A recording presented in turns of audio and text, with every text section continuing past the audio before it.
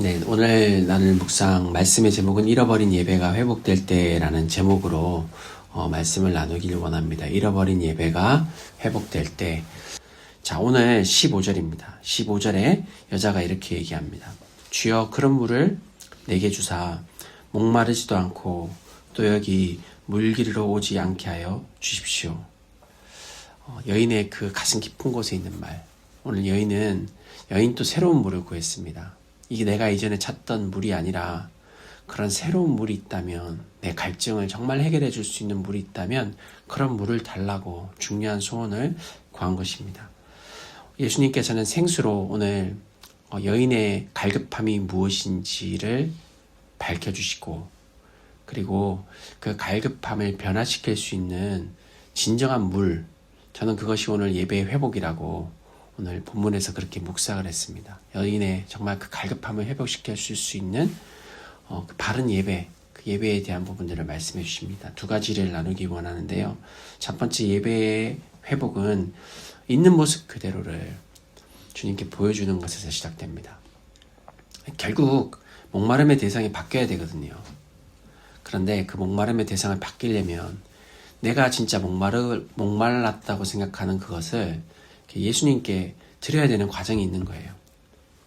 예수님께서 그 목마르다 생수를 달라고 하는 여인한테 16절에 이렇게 말씀하시거든요. 보세요. 이르시되 가서 내 남편을 불러오라. 지금 예수님이 갑자기 남편 이야기를 하십니다. 여인한테 이 얘기는 하면 안 되거든요. 어떤 다른 이야기는 할 수는 있지만 이 사마리아 여인한테 절대 하지 말아서는 안 되는 얘기가 뭐냐면 남편 이야기거든요. 왜냐하면 이 여인은 가장 깊은 치부가 남자 문제거든요. 남편 문제거든요. 여인이 왜 그렇게 했는지는 다 알 수가 없습니다. 당시에 남편 없는 여성이 보호받지를 못했기 때문에 이 남자라는 존재가 있어야지만 이 과부나 어떤 그런 여인은 살 수가 있어요. 그런 의미였는지 아니면 여인이 정말 문란했던지, 그런 것들은 다 알지 못하지만 예수님은 자기 보호책을 위하여서 남편을 의지하는, 남자를 의지하는 이 여인의 치부를 주님께서는 바로 드러내십니다. 예수님께서는요, 물을 마시려면, 정말 그 생수를 마시려면 너의 잔을 내게로 가져오라고 말씀하셨다고 저는 그렇게 이 말씀을 묵상합니다.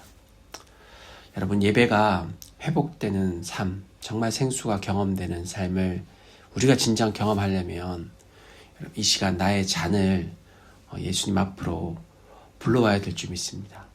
나의 어떤 자존심의 영역이 무엇이든, 나의 죄의 영역이 무엇이든, 나의 병의 영역이 무엇이든, 나의 허물의 영역이 무엇이든. 여러분, 우리가 의사 앞에 갔어요. 그런데 치료를 받으려면 어떻게 해야 되죠? 내 몸의 문제에 대해서 정직하게 꺼내 놓아야 됩니다. 간혹 정말 그런 분이 있습니다. 의사의 처방을 듣지 않고 또 그의 경고를 받지 않고 또 어떤 문제가 있지만 굳이 이걸 얘기를 하면은 막 또 곤란해질 것 같은 마음이 드니까 의사에게 제대로 얘기를 하지 않으면 제대로 된 치료를 받을 수가 없죠. 나중에 후회하는 때를 보게 됩니다.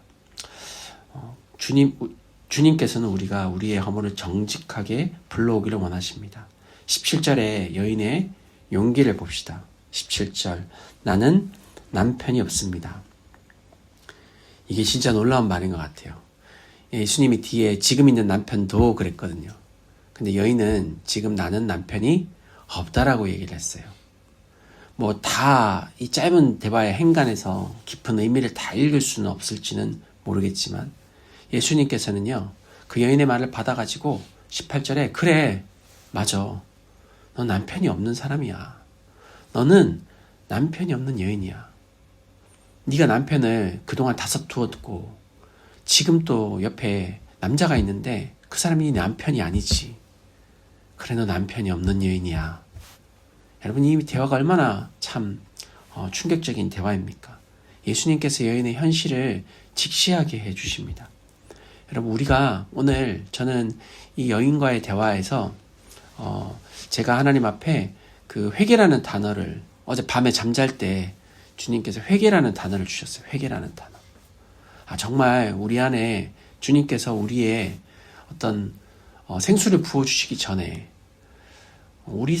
내 삶에 회개할 부분이 무엇인지 하나님 앞에 꺼내놓기 원하신다는 마음이 들었습니다. 그것을 직시하고 그것을 주님 앞에 꺼내놓는 것입니다.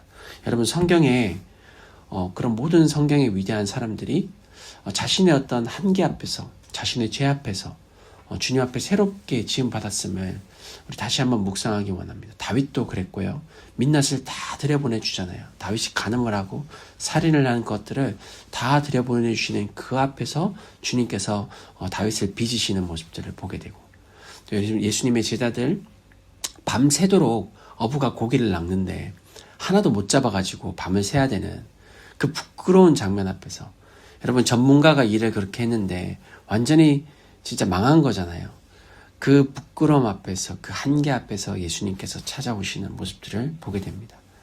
여러분, 세리 마태는 회개 업무를 보다가 부름받았고, 삭개오는 나무 위에 올라갔다가 예수님께 부름받았고, 주님께서는 이 시간 우리 주님 앞에 그 잔을 가지고 오시기를 원하십니다. 잔을 가지고 오시기를 원해요. 나는 남편이 없습니다. 나는 남편이 없습니다. 여러분의 고백은 무엇인가요? 여러분의 죄와 허물과 자존심들 다 주님 앞에 올려드리고 주님 앞에 그런 시인의 고백으로 또 회개로 나아가시기를 주님의 이름으로 축복합니다. 두 번째 말씀에서 묵상할 부분은 예배의 회복은 첫 번째는 있는 모습 그대로고요. 두 번째는 자격과 조건과 환경을 넘어선 갈급함이다. 갈급합니다. 자격과 조건과 환경을 넘어선 갈급합니다.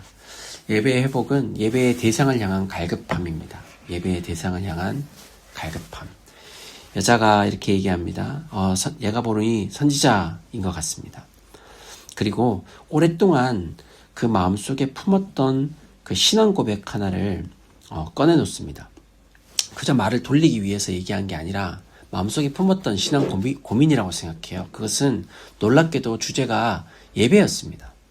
20절에 우리 조상들은 이 산에서 예배하였는데 당신들의 말을 예배할 곳이 예루살렘에 있다고 우긴다고. 네, 그죠? 네, 이 여자는 사실 굉장히 부도덕한 여인이죠. 남자가 5번이나 이렇게 바뀌어지는 그런 부도덕한 여인인데, 놀랍게도 그 여인의 마음속에는 예배에 대한 어떤 상처와 어떤 갈급함이 있었다는 거죠. 근데 저도 그래요. 여러분 정말 그렇지 않습니까? 어떤 신앙 대화를 이어가다 보면 뭔가 이렇게 저는 이제 목사한 걸 알고 있죠. 그래서 이런저런 얘기를 하다가 보면 진지해진 그때 뜬금없이 교회 이야기를 하고 하나님 이야기를 꺼내시는 분이 저는 종종 그런 분들을 만났습니다. 근데 목사님, 저 사실 교회에 대해 실망했다고. 교회는 이런 가르침이, 좋은 가르침이 있는 곳 아니냐고. 근데 교회 다니시는 분들 보면 그렇지 않은 것 같다고. 교회는 참 오히려 나에게 실망을 주는 곳 같다고. 그런 이야기들 꺼내놓으시는 분들도 저는 종종 많이 만났습니다. 그러니까 이런 대화를 하다가 갑자기 교회 이야기를 하는 거예요. 네, 마치 이런 상황과 같은 것 아닙니까? 이 여인은 아마 사마리아 사람으로서 유대인들에게 받은 상처가 있는 것입니다. 왜 당신들은 그렇게 자기들 예배만 옳다고 주장을 합니까? 여러분, 우리 21절을 함께 읽기를 원합니다. 21절 함께 읽어보겠습니다. 시작. 예수께서 이르시되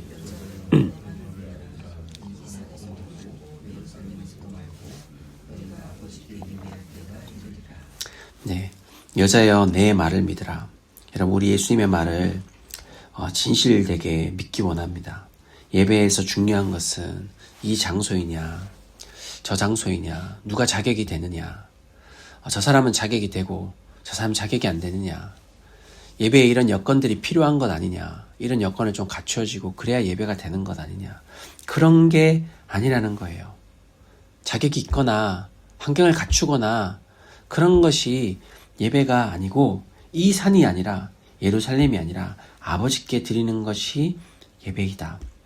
23절, 아버지께 참되게 예배하는 자들은, 정말 참되게 하나님께 예배하는 자들은 영과 진리로 예배를 할 때가 오나니 곧 이때라. 그때가 이르는 것이죠. 예수님께서 오심으로써 영과 진리로 예배하는 그런 새로운 예배의 방식이, 예배의 본질이, 예배의 시대가 열린 것입니다. 안 그러면은 우리는 계속 산의 문제 가지고 싸우게 됩니다. 아버지께서는 자기에게 이렇게 예배하는 자를 지금 찾고 계세요. 한국인이 중요한 게 아니라 중국인이 중요한 게 아니라 큰 교회가 중요한 게 아니라 작은 교회가 중요한 게 아니라 갖추어진 것이 아니라 방식의 문제가 아니라 하나님의 그 영으로 영이신 하나님께 성령을 통하여서 그리고 하나님의 그 말씀의 진리만을 붙잡고 주님 저는 주님의 말씀의 진리를 사모하러 이 자리에 왔습니다. 주님 영이신 하나님께 영으로 예배하기 위하여서 이 자리에 왔습니다. 주님 내가 서 있는 곳이 어디 있는지가 중요한 것이 아니라 영이신 하나님께 나의 영으로 그리고 그 말씀의 진리를 붙잡고 하나님 앞에 예배하는 때가 이른다고 말씀하셨는데도 우리는 여전히 비본질적인 것들을 붙잡고 그렇게 살아가고 또 예배드리고 있지는 않은지요. 예배는 그런 육적인 활동이 아니라는 것입니다. 육적인 것들을 붙잡고 이 산의 문제로 싸우는 것이 예배가 아니라 정말 그렇게 영이신 하나님 앞에 나아가는 사람들을 찾으시는 그 하나님 앞에 주님이 찾는 예배자가 되어서 많이 들어보신 말이잖아요. 주님이 찾는 예배자가 도대체 누구신가? 여러분 참 그런 예배를 우리가 함께 우리 소원과 가은과 상하이 땅에서 드렸으면 좋겠습니다. 주님이 찾으시는 예배자가 되어서 그것이면 족합니다. 그렇게 함께 찬양하고 나아가고 물론 우리가 사람들이 모여서 함께하는 자리에 기본적인 것들이 갖추어져야 되는 부분들이 있지요. 그죠? 네, 사람들은 배고플 때 예수님께서 양식을 공급하시고 또 주님과 함께 주님께서는 목소리를 다 들을 수 있게 하기 위해서 물 위에도 올라가시고 산 위에도 올라가시고 그런 아주 기본적인 부분들이 있죠. 그러나 여러분 어떤 것도 본질 위에 있을 수 없다는 그 예수님의 그 마음을 찾고 여러분 주님께서는 예배의 대상이 이 시간 달라지기를 원하시고 또 목마름의 대상이 달라지기를 원하십니다. 우리가 이 주님의 그 마음을 붙잡고 이 시간 하나님 앞에 함께 말씀을 붙잡고 기도하기를 원합니다. 잃어버린 예배가 회복될 때 주님께서 우리의 삶에 2026년에 하나님의 임재가 우리들 가운데 부어지면 정말 우리 안에 어떤 일이 일어나야 될까요? 저는 이 사마리아 여인의 이 두 가지 일이 우리 안에 일어나야 될 것을 믿습니다. 우리가 이것을 붙잡고 간절히 기도하기 원합니다. 주님 정말 내 예배의 대상이 바뀌어지게 도와주십시오.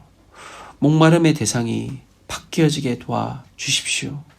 주님 여인처럼 나의 현실들을 직시하고 주님 앞에 나의 어떤 모든 내어놓아야 될 것들, 드려야 될 것들을 드리며 주님 앞에서 이 시간 전심으로 나의 현실들을 직시할 뿐만이 아니라 하나님만을 구하는 영이신 그 하나님을 예배하는 그 기름 부으심 그것이 나에게 진정 임하는 그런 예배가 될 수 있도록 그런 예배가 회복되어질 수 있도록 하나님을 예배하는 신령과 진정의 그 예배가 우리 상하이와 소음과 가흥 땅 가운데 무엇보다 나의 심령 가운데 그렇게 회복되어질 수 있도록 주님이 이 시간 우리들 가운데 찾아와 주시옵소서 역사해 주시옵소서 이 시간 그렇게 우리 주님 앞에 우리의 사모함을 드리며 간절히 예배하며 나아가기 원합니다. 기도하시겠습니다. 주님 그렇습니다.